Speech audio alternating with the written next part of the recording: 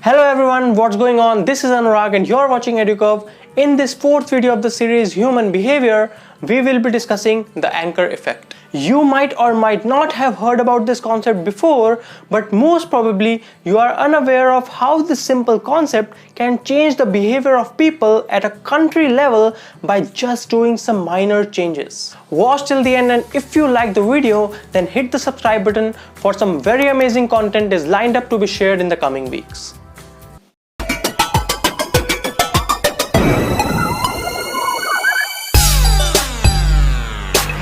Once Daniel Kahneman and Amos Tversky, two behavioral economists, conducted an experiment.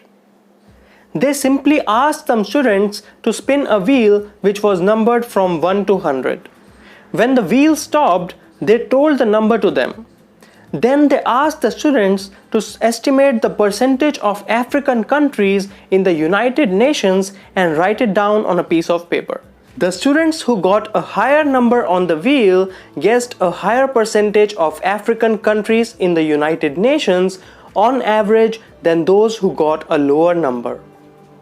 But why? What has the number on the wheel to do with the number of African countries in the United Nations? The reason is the anchor effect. An irrelevant number changed the estimate, which has literally nothing to do with the answer. That was a really surprising discovery. If it sounds impossible to you, then let me clear the logic. When we are not sure about something, then any hint from anywhere can become a reference point for us. Say the number is 7, then our vague estimate will tend to be lesser than our estimate after seeing 86. But we stay unaware of it.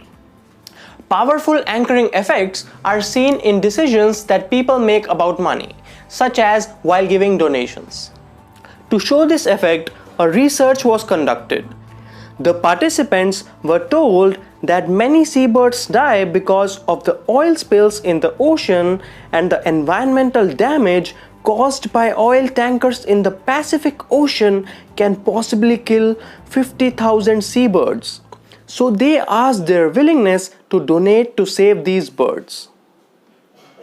The thing is that the more you care and feel about the birds, the more you will contribute. But the research showed that no feeling or caring, but the anchor played the major role. Some participants were first asked an anchoring question, such as, "Would you be willing to pay $5? And then below that, they were required to fill the amount they wanted to contribute. When no anchor was mentioned, the participants said they were willing to pay $64 on average. When the anchor amount was only 5, contributions averaged $20. But when the anchor was rather large, that is $400, the willingness to pay rose to an average of $143. Let us consider another research. Some high school students were given 5 seconds to guess the answer to a math question. The first group was asked to estimate this product, and the second group was asked to estimate this product.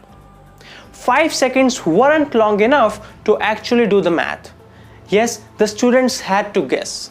The two groups' answers should have been at least roughly the same, but they weren't even close.